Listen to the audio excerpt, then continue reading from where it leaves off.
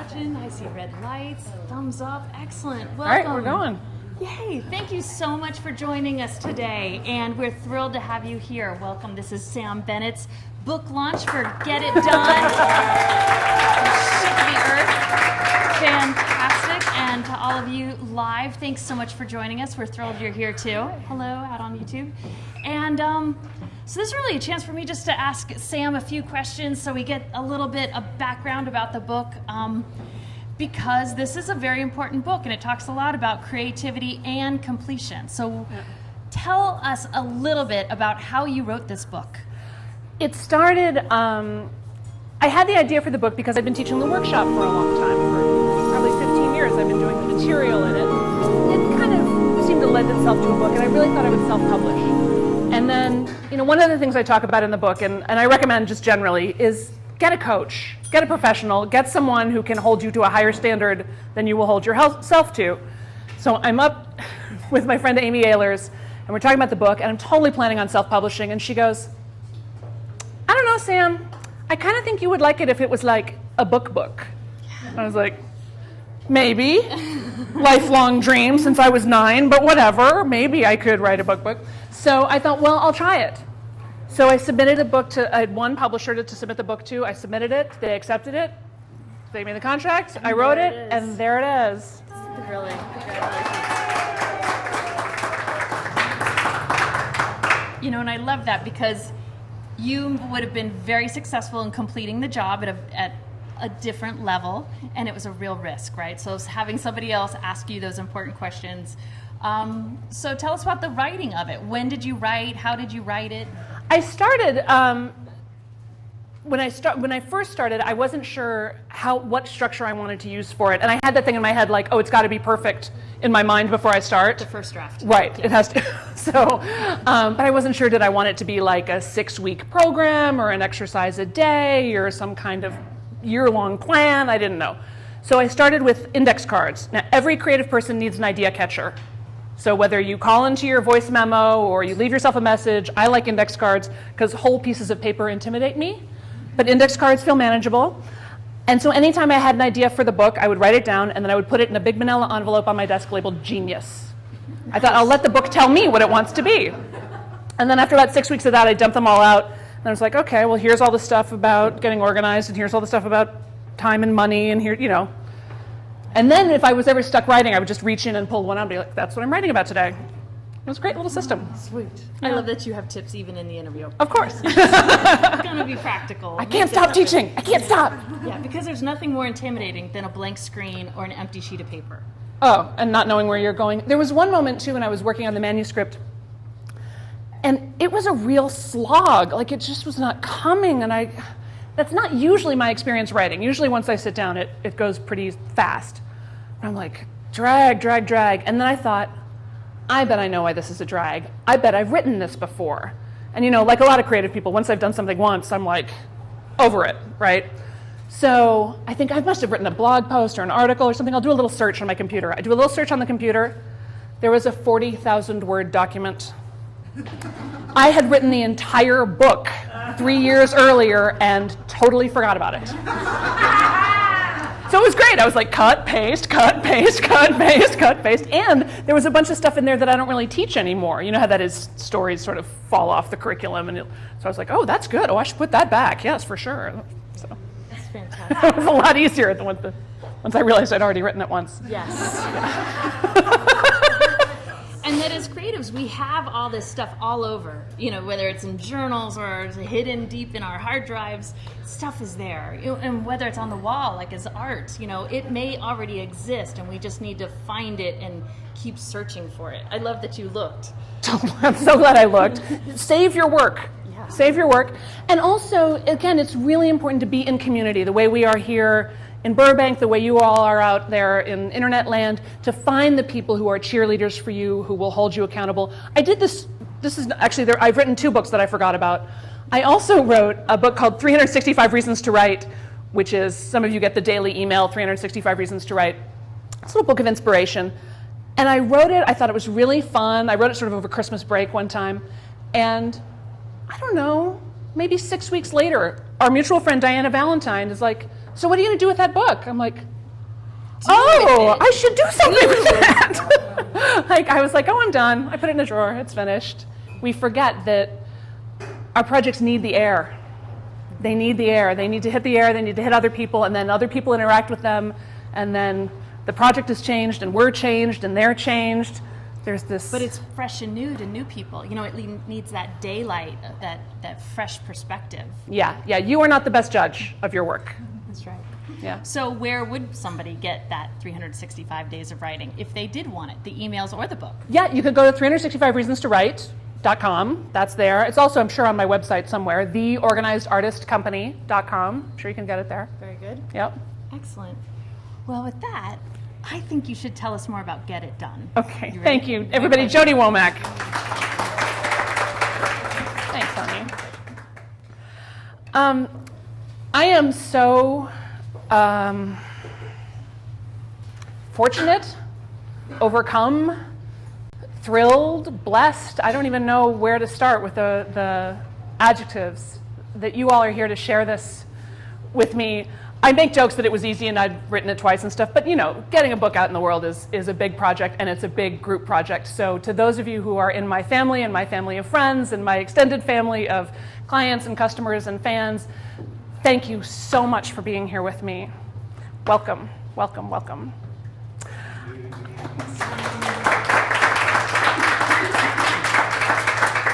I want to start, we're at the, special thanks too to the Luna Vine Wine Bar here in Burbank.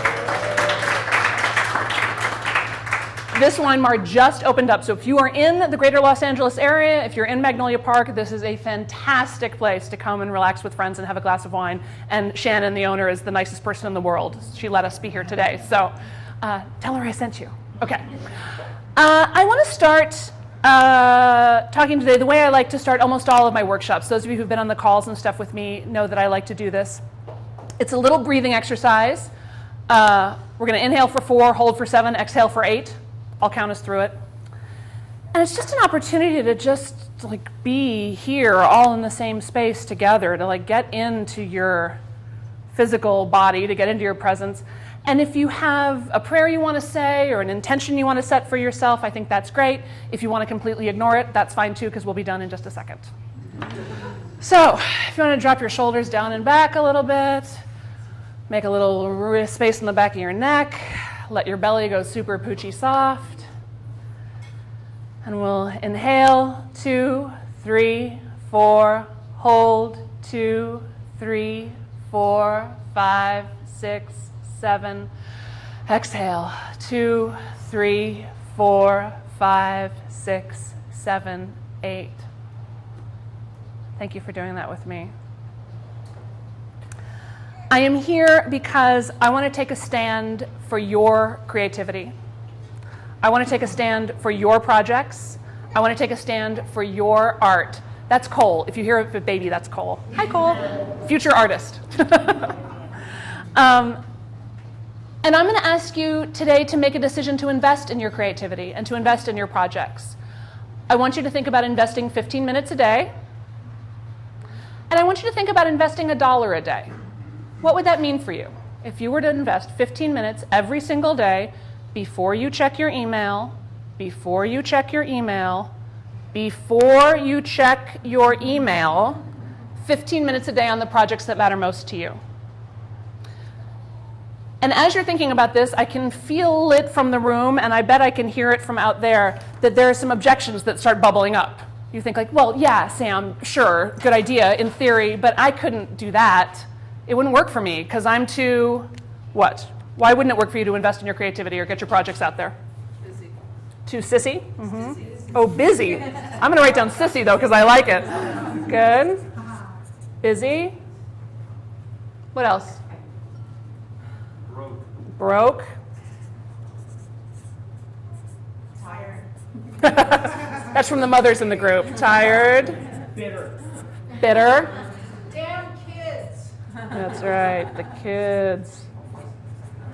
Unsure where to start. Stuck. Unsure. Stuck. Should be doing something else. Yeah, should be doing something else. Good. Late. Lazy. Burned out. Preoccupied.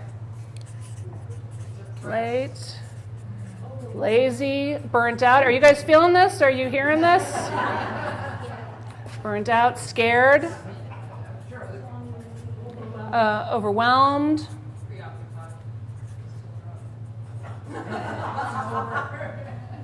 Hungover. That was yesterday. Good. Yeah, I hear this all the time. I hear this all the time. Don't know where to start. Right. Too many choices, too much other stuff going on. You get everything done for everybody else, right? Everything done for everybody else. And the projects that matter most to you, that you know would make a difference in your life, in your heart, to the people who are closest to you, in your family, and certainly in your business, don't get done. And don't get done. And another day goes by, and they don't get done. And you may have heard me say it before, procrastination is genius in disguise. Procrastination is your genius in disguise. That feeling you have every day of like, I should really get to that.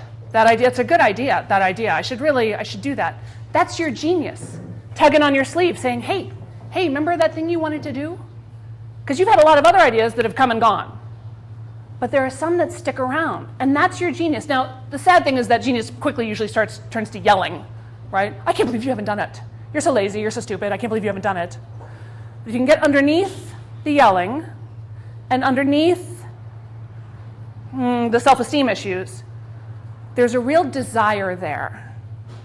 And I want you to start to feel that desire because, again, that's the reason that idea keeps occurring to you. That's the reason you feel bad about putting it off, is because of how important you know it is to you. I have an answer to you for this. I have an answer that fits right here. That we're going to get to at the end. I have a 1-second solution to all of this.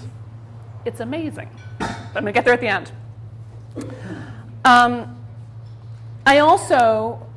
am about to offer a Get It Done workshop that starts in a couple of weeks that I'll give you an opportunity to find out more about. And, we're going to have a drawing in the room and for the people online. And the prize in the drawing is one of everything. It's one of every book I've ever written. It's one Art Before Housework coffee mug. And it's a tuition to the Get It Done workshop. And all the bonuses attendant to that. So it's a pretty good drawing, I have to say. So that's where we're going. Bless you. Okay. I just want to fill this out a little bit more. Is there any, I'm afraid people will think I'm selfish. I don't want to seem conceited, self-important. Can I spell conceited? Yes. Good. Self-important. What if people think I'm pushy? Bad. Delusional. Boring. Not talented. And you guys at home, I hope you're playing along. Write your own list of the things that occur to you when you start thinking about, could I really do it? Could I really do it? All right. There's a lot of feelings tied up here, right? A lot of feelings. So we're going to solve that problem. Here's where I wrote the book. I wrote the book because I kept noticing, I've been a creative person and an artist my whole life. I started as an actor. I'm still an actor and a writer and producer and director. And then, of course, I had 47,000 other part-time jobs, right? So I had this gig and this project and this gig and that project. That's not just me, right? There's an actual buzzing, right? Okay, it'll go down in a second. So I certainly had a lot of talent, and I think you guys feel like you have a lot of talent, right? I mean, you're not the best in the world of the whole universe, but, you're pretty good at what you do. Is it a sound thing, or is it something else? Sorry, slight technical difficulties. No? I know, right? Speaker.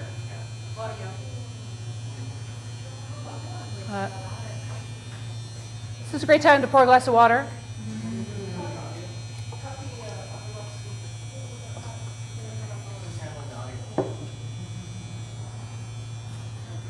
Microphone, Sam. Yeah? Turn it off. Turn my mic on? This one? Turn this one off? That's not it. So we're not handling that audio. That's not us. We'll only have the camera. Okay. Oh, there it went down a little bit. There it is. Thanks.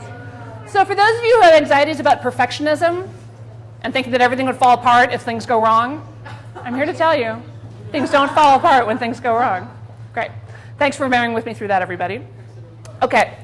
So I grew up as a creative person, I grew up as an artist, and I refused to get a job in an office. I knew that those fluorescent lights would suck my soul away, although I sometimes had office gigs, but I refused to take a full-time job, which meant that I was working part-time jobs, which meant that not only was I never making enough money, I also never had any benefits, and I still never had any time to work on my own projects. I was so busy trying to preserve my own freedom that I was in prison. I had too many ideas.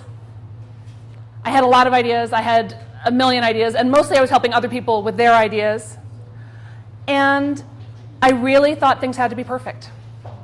I really thought that things had to be the best. And that perfectionism kept me in a prison too. So maybe you've had that feeling. Maybe you've had that feeling of feeling like you're pretty talented and like maybe you could really do stuff, except what to do and how to do it, and what if it doesn't go well, and what if you're a big failure, and what if everybody thinks you're this. And maybe you could take a moment right now to think about what projects have you left undone? Which ones are weighing on you? Which ones are you thinking about that you think, yep, that would make a difference. That would make a difference if that got done.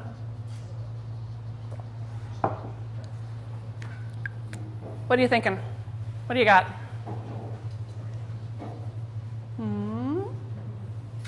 Making my office the way I picture it. Yes.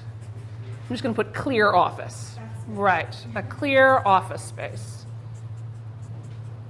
Yep, that would make a difference, wouldn't it? It would make a difference in your productivity, probably make a difference in your income. It would certainly make a difference in how you feel emotionally. I have a theory about three uhs.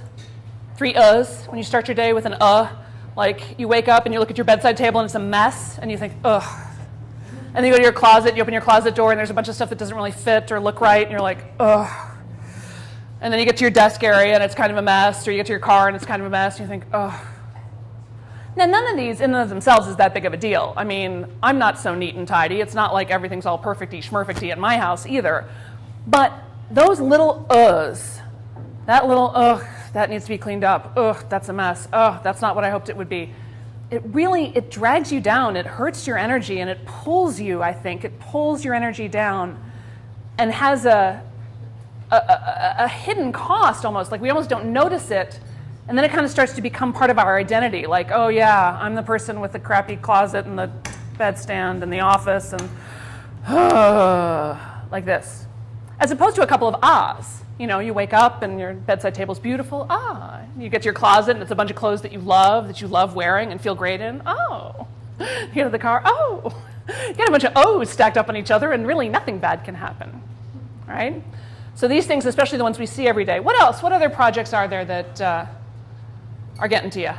I've got my girl Leonore. Leonore's my right hand. She's in Vermont right now. And so she is monitoring the YouTube chat. So I'm going to let her maybe tell me if there's a few that she wants to share that people are typing in, if you guys are typing in. Good. What other projects are getting left undone? You have a book, I know. Organize photos. Photos. Uh-huh. Oh yeah, and write a book. Yeah, and Carol, yeah. Yeah, and write a book. Yeah. But Yeah. the photos are so much more. Yeah, the photos are more important, right, exactly. Good. What else? What else? Submit to publishers. Submit to publishers.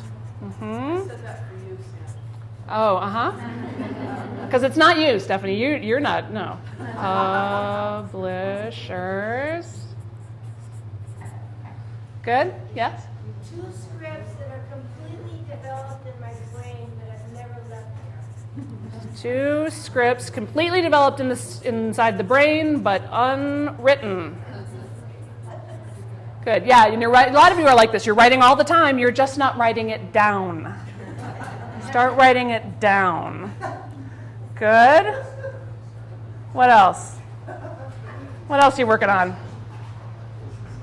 Online training course. Online training course.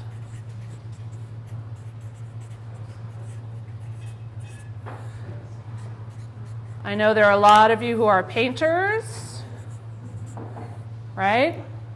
I know there's a lot of you who are genealogists. I know there's a lot of you who are healers. I know there's a lot of you who are entrepreneurs who would like to make some money from your business. And every day, it keeps not happening. I was talking to a friend of mine about this and talking about this workshop and what I wanted to do with people and for people. And we started this list for him, and he started to go, wow, he goes, this is tens of thousands of dollars. And I said, yes, it's tens of thousands of dollars. The phone calls you don't make, the opportunities you don't pursue. I can't tell you the consequences of having a book out in the world. And like you think like, oh yeah, if I published a book, that would probably make a difference. That would probably be a big deal. It's huge. It's incredible, the things that are happening, the emails that I'm getting, the people who are calling me, the opportunities that are showing up that I never in a million years would have dreamed of, because it's out there in a way that it's never been before, because my work is having an effect on people that it's never had before. It really is shocking how much we think, oh, well, I don't want to be selfish. Really? It would be selfish to bring tens of thousands of dollars into your house? Really? That would be selfish? Redecorate the bedroom. Right? Product creation. Whoops, product. Mail my magazine. Send my album, sorry, online magazine. And you got decorating. Yeah. Good. Now, some of the problem is, sometimes procrastination is genius in disguise. Sometimes procrastination means your project is too big. Your project is too big. Almost all of these are really a lot of projects under one name, right? Clear Office involves sifting through the papers, going through the filing cabinet, figuring out a place for the bills, throwing away all the dead pens, throwing away the old hard drives. There's a lot of little steps to it.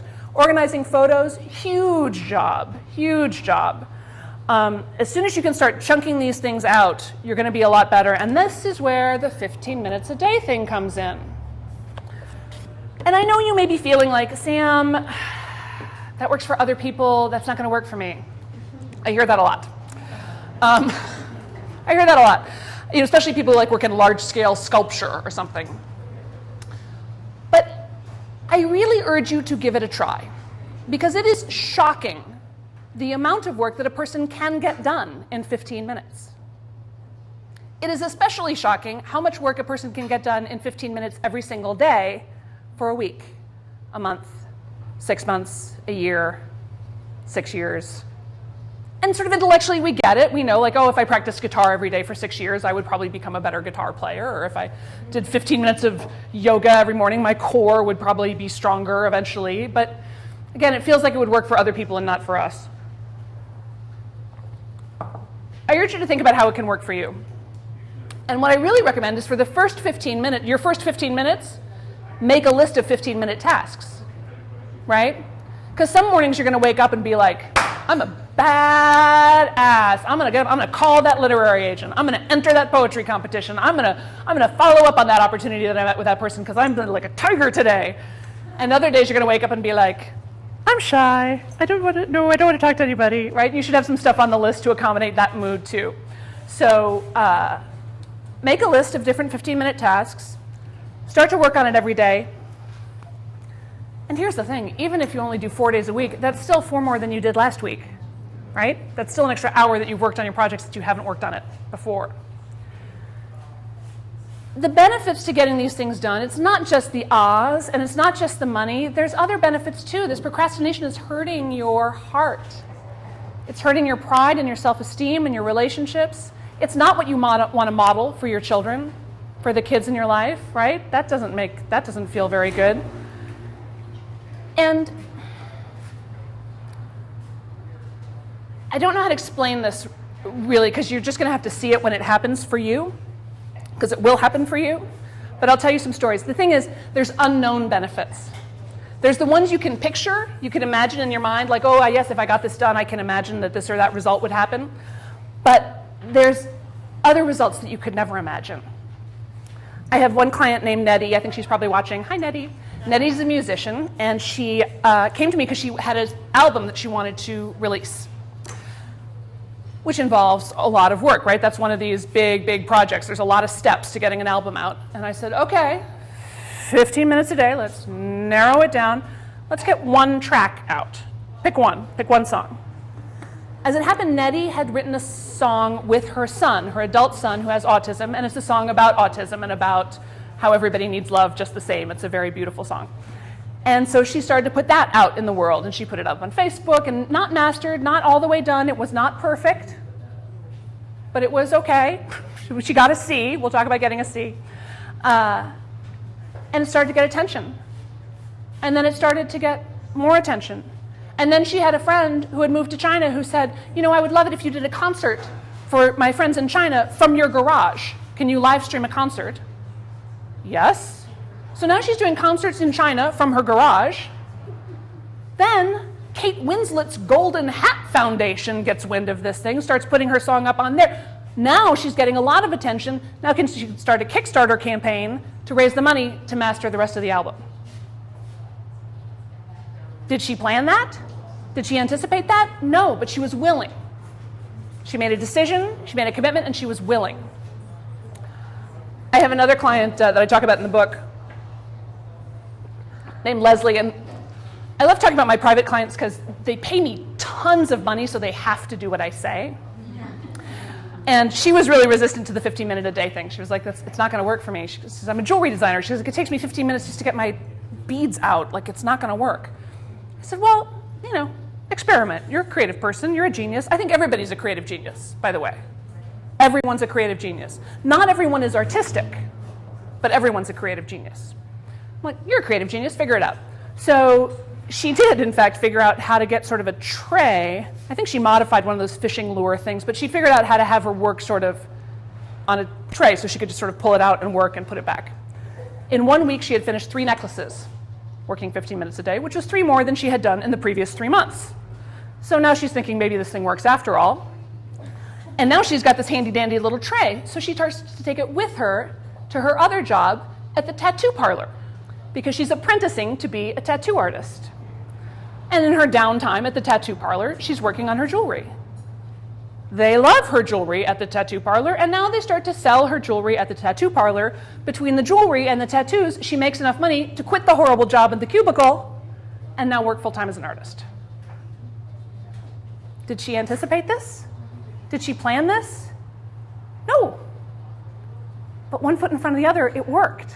It worked. It got her to the place she wanted to be. It got her to the place where she gets to spend all of her time doing the work that she loves and that she's great at, with people that she loves who think that she's great.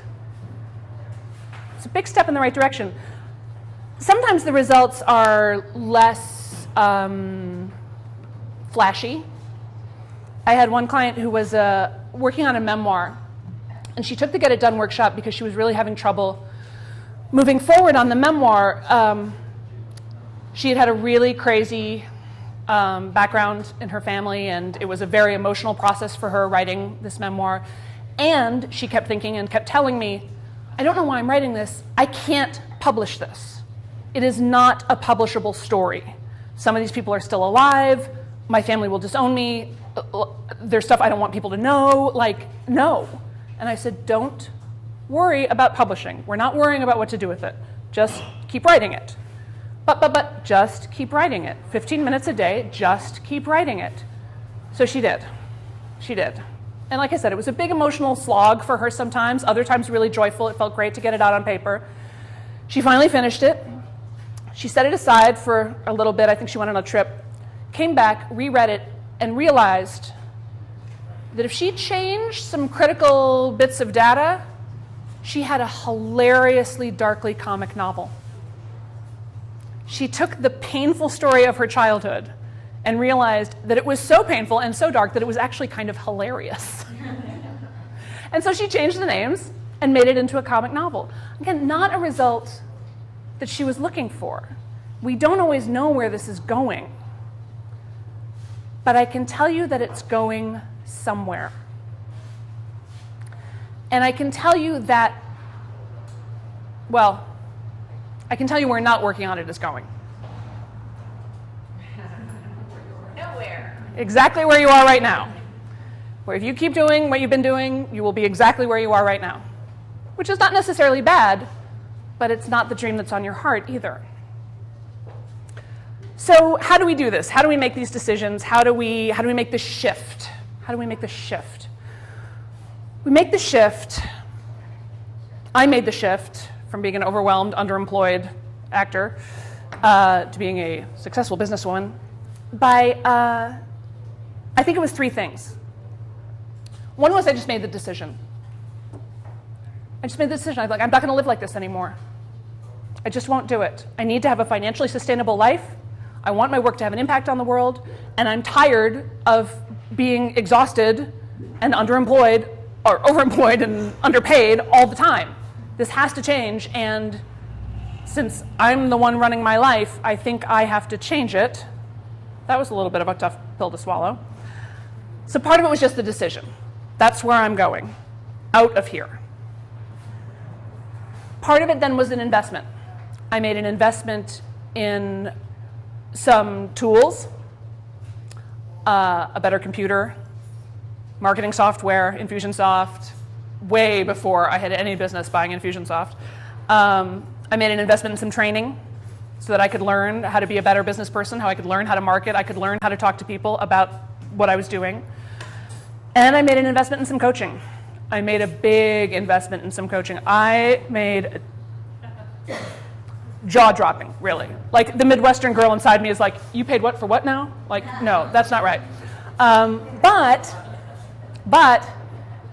that investment, that jaw-dropping investment is what my business had doubled every year that I'd had it. The Organized Artist Company revenue had doubled every year, and then that year it tripled. It crossed over into the 6-figure mark, and it actually crossed way over into the 6-figure mark because I was willing to double down on me. I was willing to bet on me.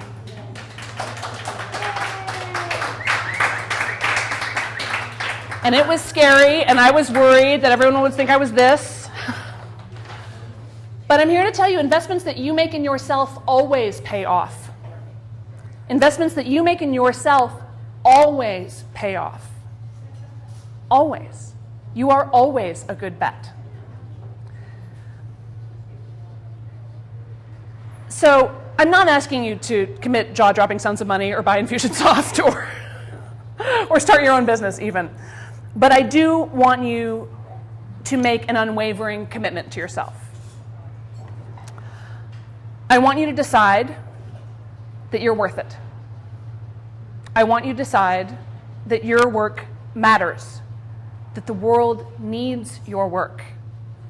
In the same way that you have needed the art that's changed you. You know that movie that saved your life that night? That song that you listen to over and over again? That book you've reread 100 times? That poem? That piece of art that let you know that you were not alone in the world? Your work does that for someone else. And it doesn't have to be great. I mean, that movie that saved my life is a dumb movie. It's a dumb movie. It's a really dumb movie. Which one? League of Their Own. And there's tons of them, right? There's tons of great dumb movies like that. It's actually a pretty good movie, as dumb movies go. But it's not like art, right? Or is it? Okay. So I want you to decide that you're worth it, and I want you to make a commitment to invest in yourself.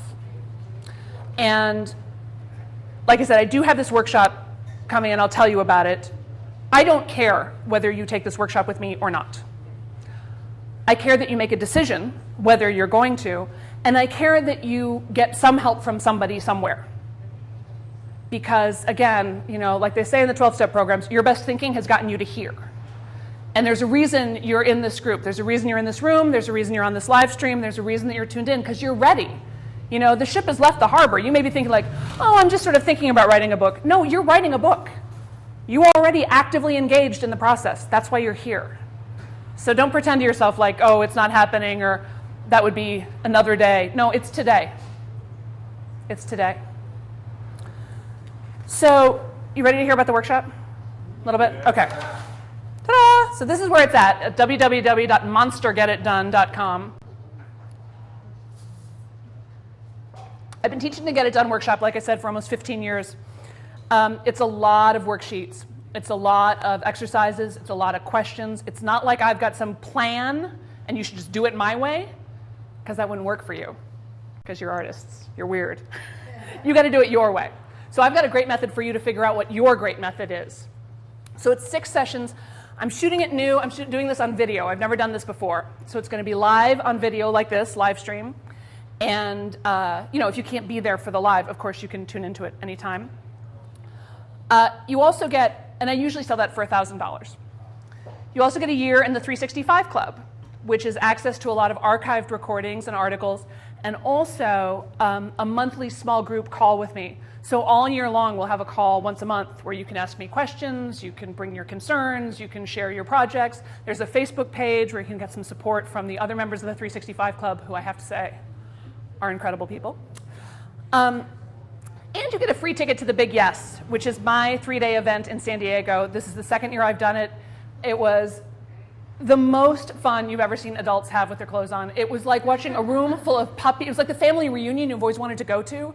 Like, people were so excited to meet each other and share with each other, and the content was fantastic. I'm so proud of the content. It's going to be even better this year.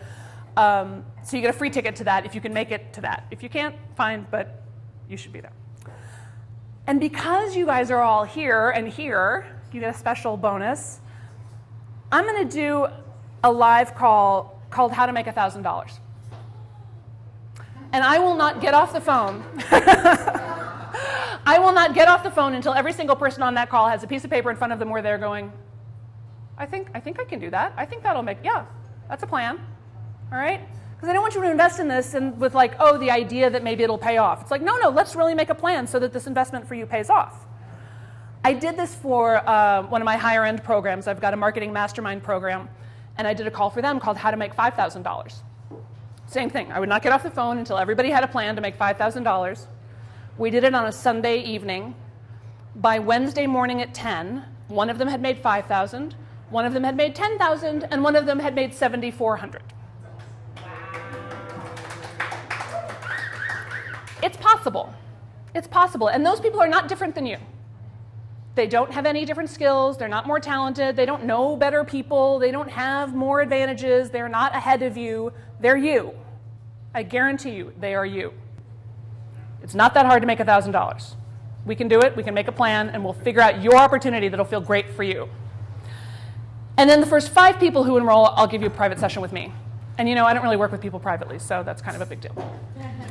So, so this is the program. This is what's available. And I'm not that great with numbers, so I didn't do the math on how much this is all valued. I think it's a couple of grand, but you can get it for $365. That's the rollback price. When I first started teaching the Get It Done workshop, I charged $365 because I thought, well, it's $1 a day for your project. Like, that makes sense. If you put $1 in a coffee can every day, like, that seemed fair. So I said, recently the prices have gone up, but now for this, in celebration of the book, and for all of you, and just because I got excited, I'm making it $365. So if you're interested in taking this class, go to monstergetitdone.com. There's a click to the registration form. It also says when the classes are and all the dates and all the details and everything. And if you enroll in this class and then you decide that it's not really working for you, just let me know before the 3rd class and I'll refund your money, no questions asked. Your satisfaction guaranteed, or your money cheerfully refunded. That's my policy. So And cheering it back, yay. So that's this. Does anybody have any questions about this before I go back to the thing I said I would answer for you? Okay, let me just check online and make sure Leonore's not saying something I've forgotten something or something. Let me check here. Let's see. Oh, Amy Ehlers is there. She's super pregnant, or she'd be here. Hi, Amy. Let's see. Oh, preparing my home for sale. That's a good project. We should put that on. Excellent. Okay. So let's go back to solving this.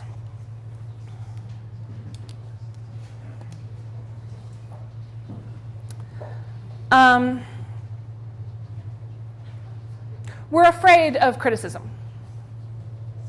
We're afraid of criticism. And we hang on to criticism. You know that 99 compliments and 1 criticism thing? Like you do something and everybody tells you how great it is, and one person says one thing that's a little less than flattering, and that is all you hear? Yeah, that's actually a brain thing. That's not a low self-esteem thing. That's a brain thing. It's because it's a survival mechanism. It's much more important for our brains to remember the one berry that made us sick than it is to remember the 99 delicious berries. So you're going to over-remember that. You're going to over-remember the behavior that gets you a this, than you are going to remember the behavior that's sort of generally approved of. So we take those criticisms in. The compliments can also be hard to take. Somebody goes, oh, you're so wonderful. You're so kind all the time. Again, we're a little negatively programmed, and we're trained to look for exceptions. So somebody says, you're so wonderful, and you think, no. It's because you're so nice all the time, and you're thinking, not this morning, I wasn't. No. And then sometimes that fear of what people will say really keeps us stuck, this fear that people will think this. So I'm going to tell you my favorite word. So think for yourself, what's the thing that somebody could say to you that would really hurt your feelings? I'm not going to make you say it out loud, but you can just think to yourself, what's something that if somebody said, like, wow, your work is so da-da-da-da, you'd be like, ouch, ow, hurts. Does everybody have one? Okay, good. And then now also think of something that someone could say to you that would really make you happy. Like if somebody said, oh my gosh, your work is so da-da-da-da, that you would go like, really? Like that. Okay? So one thing that would really hurt your feelings and one thing that would really delight you. Everybody have one? Okay. Now we're going to add this word to the end of it.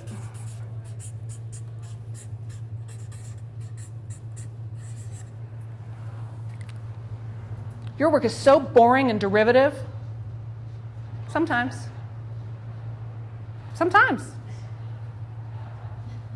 Not all the time. But it's happened. You are so inspiring and beautiful.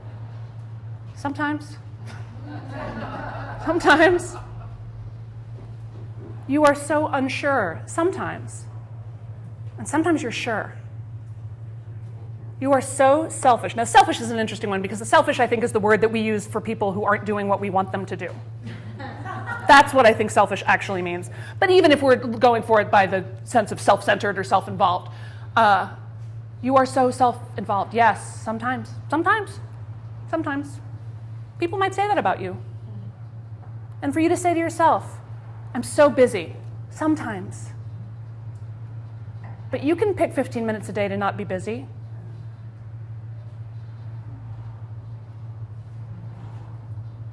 Sometimes. You feel the little that goes with it? It's because the truth is relaxing. The truth is relaxing. Your work is great sometimes. It's time for you to get it out. So I am 100% certain that your work is great. I am 100% certain that the world needs your work. The world is waiting for your art. They're searching. I did a call recently. Somebody was asking, the topic for discussion was sort of internet friend or foe. And I said the thing I loved about the internet was this idea of search terms, that people are searching, like they're going down a hallway, like with a candle, like I'm searching for a cheap fare to Cabo. I'm searching for a pair of jeans that fit. I'm searching for a coach who can help me. I'm searching for a Reiki healer. They're searching for you. But if you're not there, they can't find you. Right? You all have friends who are great at what they do.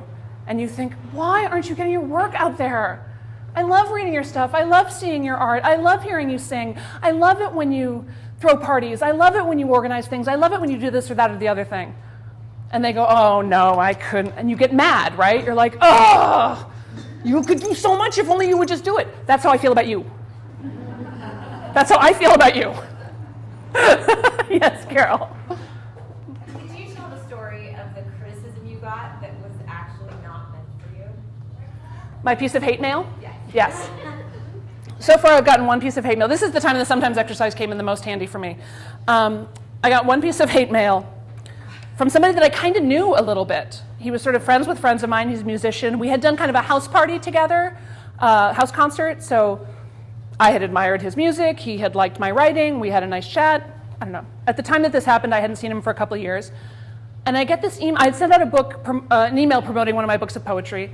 And I get an email from him. And I don't remember exactly what it said because I've deleted it, but it was something along the lines of, you are such a fraud. I cannot wait to pull back the curtain on you. You prey on people's dreams. Does anyone buy your authenticity? There was more, but those are the sentences I remember. And I did the only thing you can do when you get an email that upsets you, which is walk away for 24 hours. Do not respond to anything that upsets you, right? Not within 24 hours. I was devastated. I was devastated. So I spent time being devastated, cried, worked it out, whatever. And then I came back to it and I was like, okay, what of what he was saying is true? And it was funny, the things that I felt weren't true, like, does anyone buy your authenticity? Kind of everybody. It just didn't resonate with me. I was like, you could say that nobody buys my authenticity, but it's like going, you're from Florida. It's like, no, I'm not, but whatever, I guess. But you prey on people's dreams? Yeah. I can't wait to pull back the curtain on you. I was like, come on over. I'll show you my date book, my checkbook, whatever there's not that much to see. But you prey on people's dreams. That got me. And I thought about it a lot, and I sort of thought like, oh, maybe it could be I prey on people's dreams, but it's kind of slippery. And I really went deep with it, and I thought, well, it's true. I do have a business where I help people bring their dreams to life, and that business does buy my groceries, so, I wouldn't put it that way, but yeah, okay. I prey on people's dreams. And I wrote him back and thanked him for this opportunity to go to like what sort of the darkest possible interpretation of my work could be and find out that I was actually sort of okay with that, And he wrote me back mortified because he had intended to send this email to someone else named Sam, who was setting themselves up as a music producer and like taking money from young musicians of like, oh, I'll get you connections and get you hooked up. Now, I don't know that anybody should be sending anybody emails about doubting people's authenticity and preying on their dreams. And I have no idea what email angels were at work to divert that email from that other person to me. But like I said, I was really grateful for the opportunity to go deeply into that criticism and feel that, is there something predatory about what I do? Maybe sometimes. Maybe. When you're afraid of something, it runs you, right? If I were afraid that people thought that I was predatory or preying, I would never make you this offer. I would think, oh, they'll think I'm just pushing, I'm just being salesy, I don't want to be weird, I don't want to, but I'm not afraid of that. If you don't think I'm weird or salesy or pushy, you're allowed, that's fine with me. When you're afraid of things, they run you. When you can just be with it, when you can just hang out with that thing that scares you, then you have that truth is relaxing feeling. And you can move forward in a spirit of relaxation and truth. And that makes for great art. 10-step and lies does not make for great art. Relaxation and truth, that makes for great art. Any other questions? Anything else you're wondering about? think we're just getting about time to do our drawing. Yep, almost exactly. The lovely Luke Hannington will give me the drawing thing. Let's see. Okay, Leonore says we've already had a couple of people register. The first 5 people get a free private session with me, so you can register here, absolutely. And I think we should. and I'll do first 5 here and first 5 online, so you don't have to like rush to the back of the room or anything. I think you should pull these out. Because Okay, I can pull it up. Okay, so here's the deal with the drawing. So we've got a drawing here of the people who are here, And we got people from the internet. and we've got people online. So what I'm going to do is, is there a different way I'm going to do this? No, okay. So the way we're going to do this is, if you're online, I need a number between 1 and, I don't know, 25. Well, they're already in the pub. Oh, they're on here. They're in there. Aren't you clever? You're very clever. Oh my gosh, okay. Well, how am I going to know who's here and who's online? I'm just going to draw 2 and... They have the ones who they have an email address. Okay. All right, well, here we go. This is Cindy Harley. Has won. Yay, Cindy Harley. Kiriana at AOL. So there you go. But now the second one is I'm not going to know if it's a person here or not. Do I just keep drawing until I get a live person? I see one without an email address. Okay. I'm sorry. See, it almost worked. It almost worked. These all have email addresses. Email address. How cool is that? Email address, I know, right? Pretty fun, right? But I don't want to, you know. Paul Wolcott. You're our big winner. Congratulations. So that's it, everybody. This is Get It Done, monstergetitdone.com. I would love to have you with me. Yes? So if we buy books, will you sign them? If you buy books, I will sign them. If you, and if you're online, if you come to Big Yes, I will sign your books at Big Yes. Any other questions? Anything anybody's wondering about? How you guys doing? Happy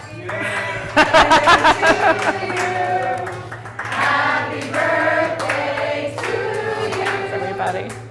This is my mom. Where's Gunner? Can Gunner get up? Will he come up? No, he's outside. Oh.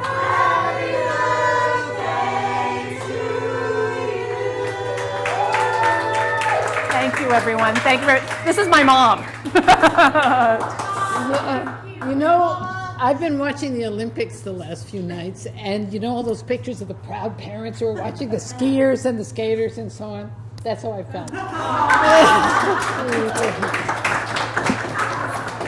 Thanks, everybody. Come see me at monstergetitdone.com. Sign up. Mwah.